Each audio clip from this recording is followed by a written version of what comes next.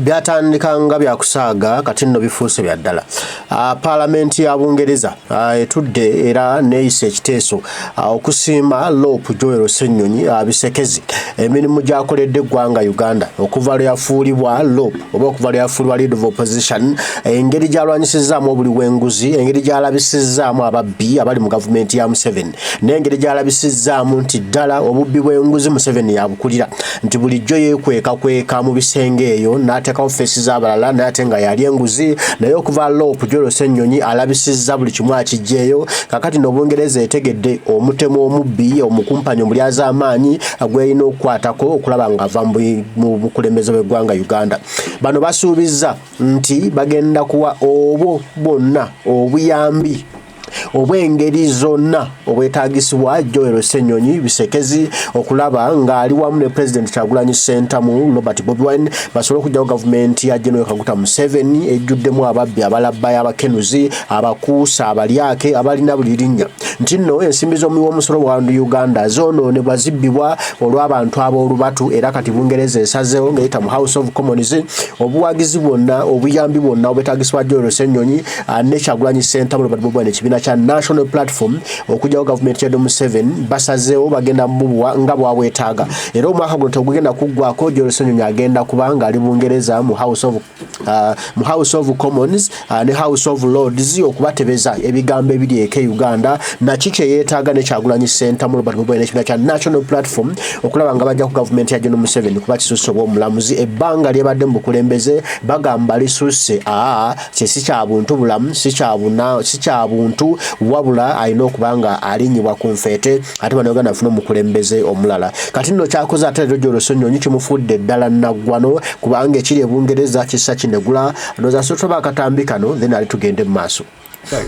My Lord, will the Minister not agree that one thing that could make a really big difference to this appalling situation would be a change in regime and free and fair elections? He will have noted that the European Parliament concluded that the last elections were neither free nor fair and in fact were violent. And what more can we do to ensure there is this multi-party democracy? And will he find time to meet the outstanding new leader of the opposition, Joel Ssenyonyi, who is a brave young politician who deserves our support? I thank my noble friend. I would just say that we will work with any government of Uganda. They are important allies, they're members of the Commonwealth, they are doing important work elsewhere in Africa for peace and security. But it is only through having a good, friendly relationship with a country like that we can state how appalled we are at legislation such as this.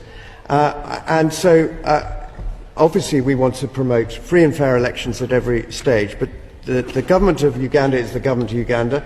They are doing great things in support of peace and security in Africa, and we support that. But this is an unacceptable regression of freedoms and personal rights. It's not only the voice of government that needs to be heard, it's the voice of civil society. And I've welcomed the government's contribution in the past to the Commonwealth Equality Network. But we can do more, making sure faith voices are heard, making sure trade union voices. What is his department doing, working with the international trade union movement, who have very good policies on this, to influence people in those countries? So it's not just seen as a UK government action, but it's a civil society action that can be appalled at these laws. I think I can reassure the noble lord. I met with our High Commissioner to Uganda this week, and she gave me details of many of the projects we are doing with civil society, with organisation, and some of our overseas development assistance money goes, for example, funding grassroots efforts to shift attitudes on gender-based violence, and there are many other things that we are doing. And he's right that many faith-based organisations are key to this. One of the unfortunate drivers of this legislation has been promoted by an evangelical view of Christianity, and not one that many of us who would ascribe to Christian values being one of compassion and kindness. But it seems to be one of quite the reverse. And I know that many faith-based organisations want to have nothing to do with that and want to try and correct that. And we will work with anybody who is seeking to support people affected by this legislation. Kati nno akakatambingo mazokalaba ebyo biri mu Palamenti ya Bungereza nga batendereza Lopu Joero Ssenyonyi bisekezi olw'omulimu omulungi olw'omulimu mankarataba gwakoledde eggwanga Uganda okuva lwe yalinnya ku bwa Lopu okuva lwe yalinnya ku bwa Lopu n'akola ebyafaayo alabisizza ebintu bingi mu gavumenti ya General Museveni badde tebirabwangako era ebadde tebimanyiddwa nti ddala waliwo obuli bw'enguzi mu Uganda nga General Museveni ayita eri n'abuzaabuza kino n'abuzaabuza kiri n'abuzaabuza wano n'abuzaabuza wali n'akola kano nakali n'alaga nti nno wa Uganda alwanyisa buli bwanguzi nga so kumbe apromotinga buli bwanguzi era nga ye nnambemu mu kulya enguzi era nga ye taata w'okulya enguzi kati nno okujja kwa Lopu Joero Ssenyonyi eyalondebwa Kyagulanyi Ssentamu Robert Bobi Wine okugenda okumukiikirira mu Palamenti kujja ebintu bingi era n'atuuka n'okusiimibwa n'okugamba nti no bagenda kumuwa obuyambi bwonna bwe yeetaaga. He will be given all the support he needs to change Uganda kubanga ekifaananyi kya Uganda kigenze nga balaba ddala omutuufu oba omutemu oyo omubbi alemesezza eggwanga Uganda okugenda mu maaso nga ye adda ku nsimbi za wa musolo ng'azepakira buli lunaku ng'azepakira buli olukedde nga bannayuganda babonaabona mu ggwanga lyabwe mu kifo ky'okweyagalira mu ggwanga lyabwe.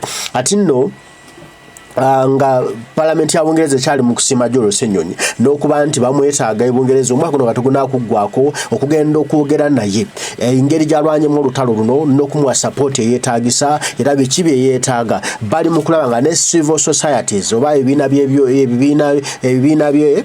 tugize ebibiina byo ebibiina by'obwannakyewa ndoza betugamba bwekityo nga nabyo byongera okuweebwa embavu ey'okulwanyisa n'okulinnya ku nfeete gavumenti ya General Museveni n'obulyake bwe n'obuli bw'enguzi.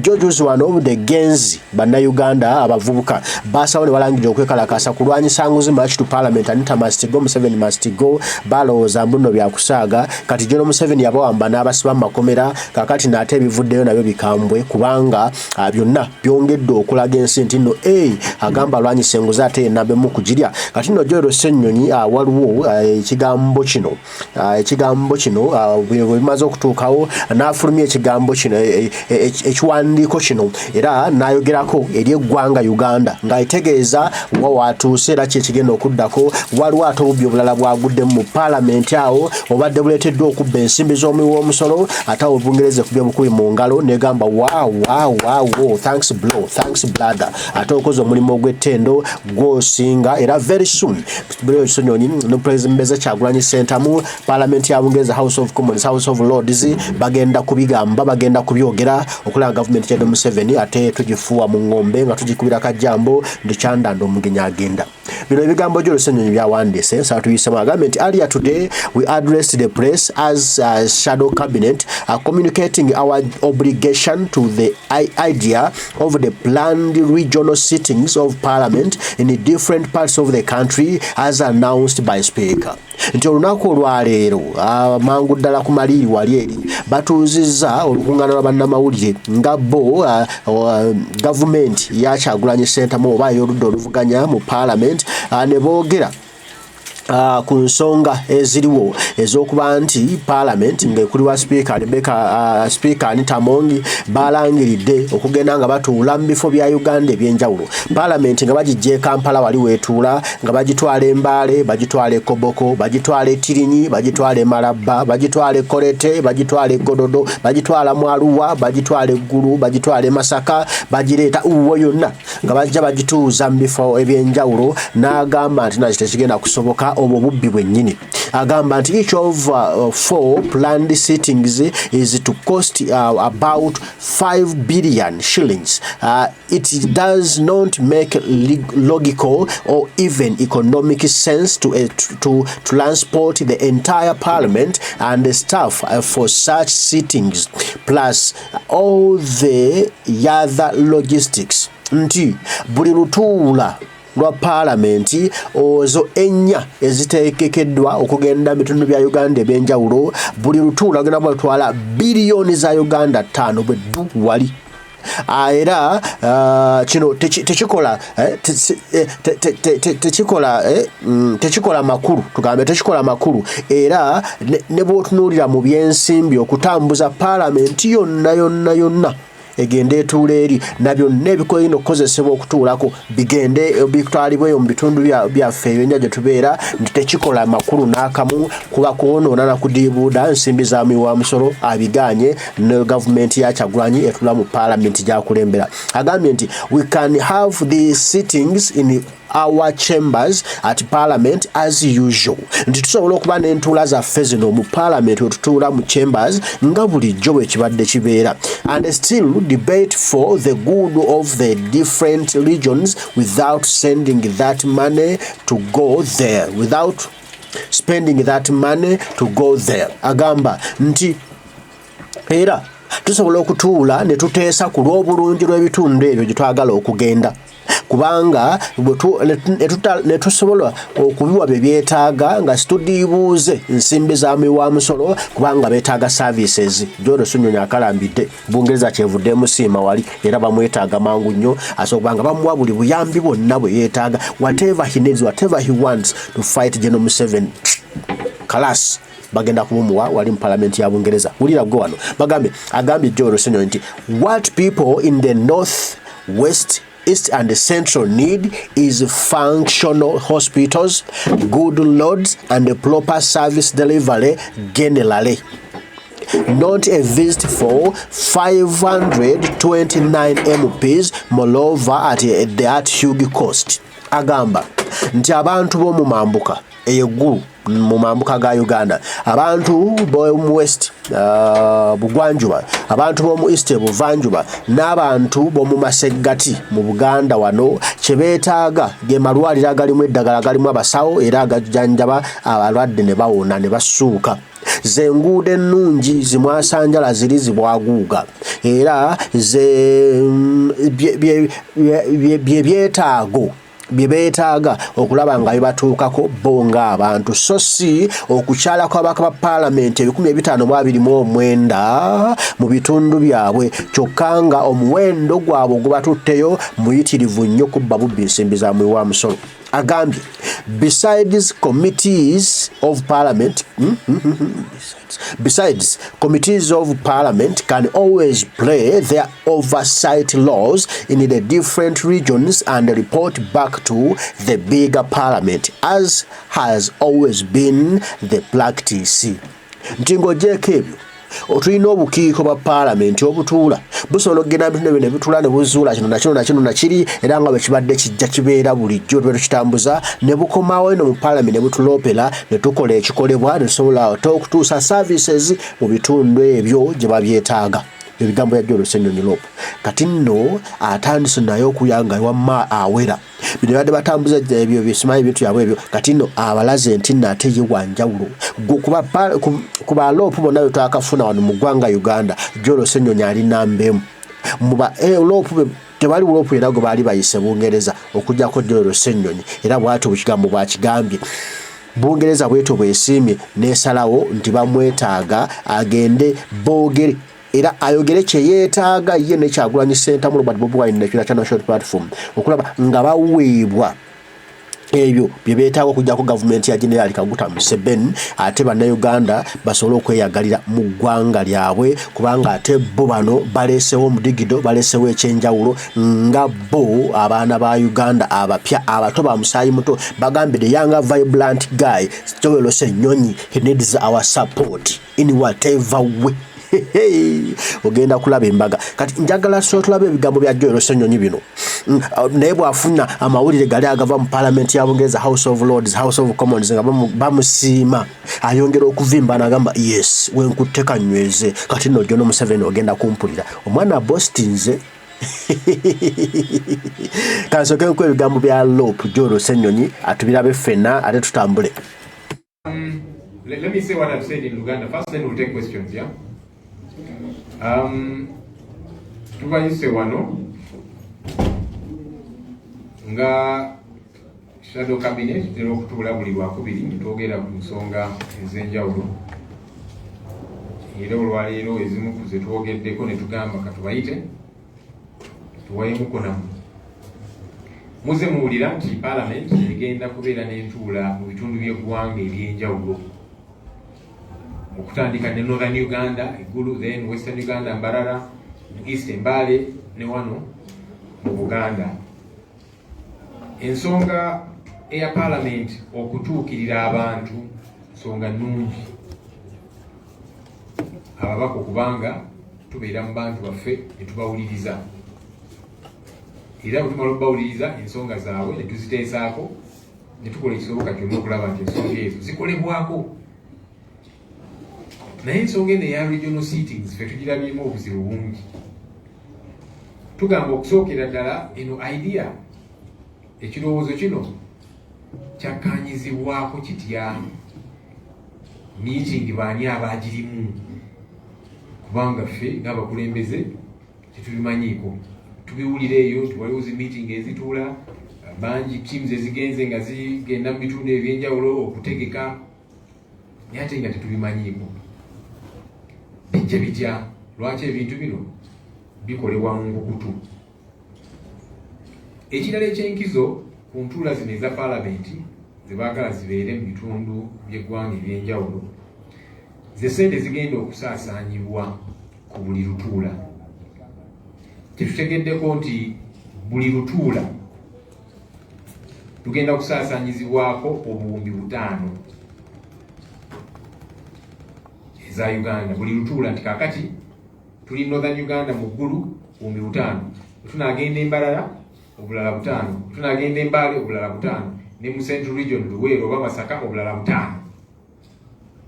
Kakati nga twebuuza sente zino really kyamagezi nnyo okuzisaasaanya bwe tutyo, kubanga wano tulina we tutuula. Bannayuganda ki kye baagala?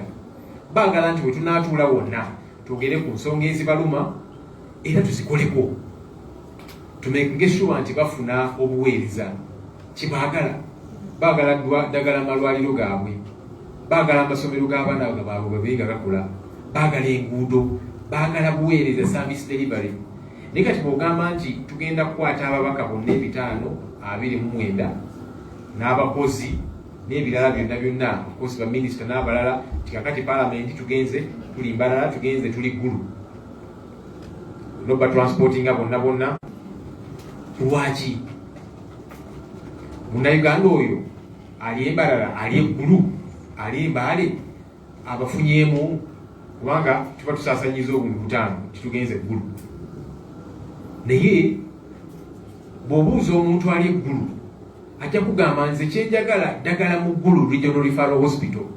Ow'Embalala ajja kugamba kyekimu, tufite okusaasanya ssente ezo, twagala ssente ezo zigule eddagala mu ddwaliro lyaffe, zikole ku nguudo zaffe n'obuweereza obulala kye baagala. Naye ate kakati ffe tusazeyo nti kati Parliament tulina gye tutya okutransportinga tugende tuteesezeeyo tukomewo, ate nga ne bwe tugenda ne tuteesezaayo lusigala lutuula lwa Parliament. Mu Parliament ababaka bokka be bateesa, so kadde bwe tunaabeera mu kitundu katugambe tuli ggulu, yes bayinza okuyita LC5 chairperson, maybe ne bakansala abatonotono bajja kubeera wali mu galare, tebakkirizibwa na kuteesa mu Parliament. Kakati kye tuba tukoze kiki tekitegeerekeka, n'okirowoozaako logically tekikola nnyo makulu. Of course waliwo abantu abayinza okusanyuka ne bakyamuukiriramuko nti ababaka bonna bazze mu kitundu kyaffe, bazze eggulu, bazze Embalala, bazze Embale, bazze wa. Naye nga tuvudde mu kukyamuukirira omuntu oyo ekiyo sikiriwa, abantu bafunyeemu ki exactly? Abaffe tetusobola kutuula wano mu sentenserezo yaffe wano mu plenary chambers ne tuteesa ku nsonga ezikwata ku bali eggulu, ku bali Embale, ku bali Embalala, ku bali Luweero, Masaka wa. Parliament yonna erina kugendayo kugamba biraba nga tebitegeerekeka. Abantu bazze bemulugunya ku Parliament eno obubbi, okwonoona ssente y'omusolo obugenda maaso mu kizimbe kyaffe kino, okutandikira ddala mu ofiisi ey'oku ntikko mu kizimbe kino. Era muze mubalaba abavubuka nga beekalakaasa mirembe. Kaakati bwe beekalakaasa ku ekyo n'osalawo nti bwe bimugamba tebirina makulu, katubalage nti tujja zoonoonera ddala buwumbi 5 buli lutuula gye tugenda okutuula. Ne bakifunamu ki? Tulina committees eza Parliament. Committees zino zitera n'okwemulugunya ensangi zino, teziyambiddwa kimala kugenda mu bitundu by'eggwanga eby'enjawulo okulondoola kino okulondoola kiri kubanga komiti ezo ze tulina okwempawaringa abasawo abaakamala okusoma baagala ogenda okukola internship babadde beekalakaasa mirembe. Minisitule y'ebyobulamu egamba ffe tetulina buzibu naye sente tezimala ezaatuweebwa. Kati oyo intaani onoomunnyonnyola otya nti tewali sente ng'oli mukozesa obuwumbi 5 okugenda n'otula mu region emu n'okozesa obuwumbi bulala 5 okugenda awalala obulala 5 omunnyonnyola otya n'akitegeera. Abasirikale bali mu kwemulugunya baasuubizibwa sente okwongezebwako ne bagamba baabafera kye babasuubiza si kye bafunye era ne bwe bakubira bannamawulire kuba naffe batukubira amasimu nti naye banne ze baatusuubiza nga si ze tufunye. Kati omusirikale oyo n'omunnyonnyola otya nti tewali sente oba omusomesa onoomunnyonnyola otya nti tewali sente ng'ate balaba tuli mu kuzikozesa mu kuzoonona mu ngeri etategeerekeka. Ye abaffe abantu abalaba obubbi obugenda mu maaso obannyonnyola otya nti kino tekiri mu kukozesebwa oba oliawo okubbiramu sente kubanga byonna bikolebwa mu nkukutu. Ffe ng'abakulembeze tebatuinvolvinze tetumanyi kikigenda mu maaso. Meeting zituleyo mu nkukutu committees weeziri era abantu baze bagenda mu bitundu bino ebyenjawulo okutegeka naki naye kati ffe nga tetumanyiiko. Nze nkyogerako nti commission meetings ezirina okuteesa ku bintu bino n'okubiyisa kubanga birina sente ezeetaagibwa tetumanyidde bwe zituula. Juzi twali mu meeting emu Uwekitiibwa Nabbanja Prime Minister naye neemulugunya n'agamba nze nasemba okuyitibwa mu commission meeting March omwaka oguwedde. Neneewuunya kubanga abamuze bwe mbyogerako bagamba Ssenyonyi lwaba oyogera nnyo naye munaye ne Nabbanja lwakubanga ye atya okwogera ennyo n'atugamba mu meeting yali ennene nnyo kinange mu commission meetings tebampita simanyi lwaki. Kati kikulaga nti waliwo bannaffe abamu naddala omukulembeze waffe wano ku Parliament alina byakweka. Lwaki weeyisa bwotyo mu nkukutu oba tolina kyokweka? Lwaki tutuyita mu meeting ffenna abalina okuzibeeramu bwe ba commission meeting twogere ku nsonga zino kubanga nze singa nali mu meeting eyo eyayisa kino naligambye nti abaayi nedda kino abantu tebajja kitegeera nti tugenda kusaasaanya obuwumbi 5 ku buli region gye tugendamu tutule wano we tulina senteeserezo yaffe tuteese ku nsonga eziruma abantu baffe.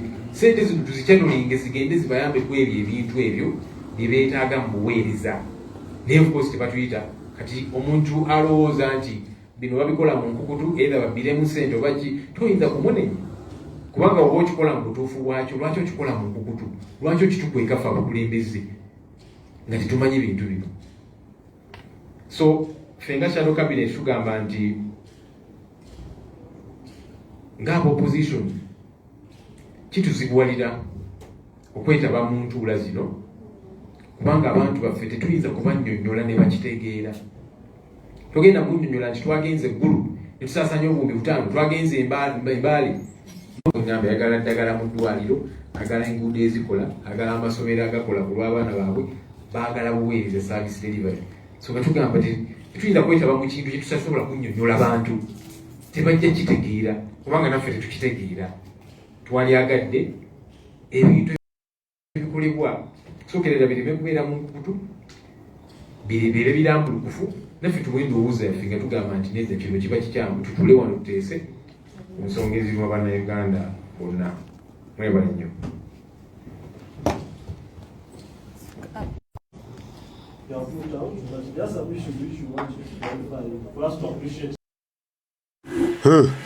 Ndowooza ensonga oziwulidde alopu Joel Ssenyonyi omulimu bwagukutte ogw'okulwanyisa obuli bw'enguzi era ogutuusa n'omusimisa Palamenti ya Bungereza aguno sigwe mulundi ogusoose ng'asiimibwa bamusiimako ku mabega wali era bazze bamusiima engeri gy'agukuttemu. Kati oyo yennugu eruma General Museveni n'amuyita nnyonyi yeruma Speaker Anita Amongi yeruma bakaminsona abafeera ababbi abantu bangi bali mu kulumwa mitwe la Joel Ssenyonyi ono kubanga ayinawo ekyenjawulo kyaleese mu Palamenti ya Uganda. Ensimbi z'omusolo zibadde bulijjo zibbibwa bubbibwa nga basajja bazirya buli awo fuwa nga tetufaayo tetumanyi biki bigenda mu maaso nga baddeyo ne beegabira omudidi omuteteme ne balya ne bavaabiira ng'abantu basirika kubanga ne bamutemeddeyo ettooke naye okuva Lopu Jolo Ssenyonyi luyajja n'akintu n'akituulamu nga Kyagulanyi Center mu Robert Bobi Wine akimutaddemu banange ebintu byakyuka kati ebintu ate biralalamukko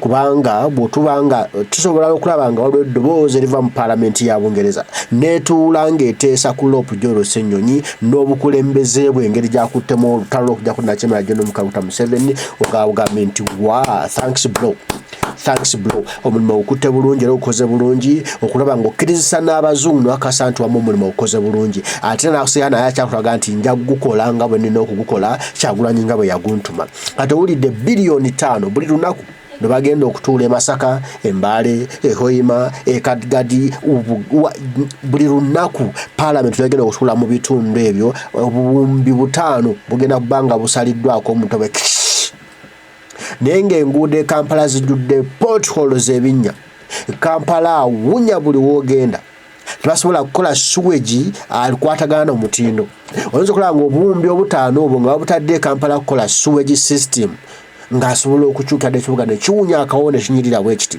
n'ogamba obuwumbi 5 obutadde Kampala kutereeza nguudo zonna okuzijjamu ebinnya oyinza osanga Kampala ate tabutesibwa ati n'ogamba nti obuwumbi 5 obwo obutadde Kampala kuteeka mataala buli wamu oyinza Kampala nga ate tabutesa ati naye abasajja bo baagala nsimbi kuzibba within one day bazigaye naye nga abantu balina byetaago bye beetaaga naye nga ate omiwa omusolo wayo ensimbi mpitirivu nnyo buwanana ne bazikaka ne babasiba ne babba bizinesi ne bakola batya nga baagala ow'omusolo naye ate bo nga bagenda kusente kuzibba bubbi kuzeegabira padiem simanya biki simanya service award simanya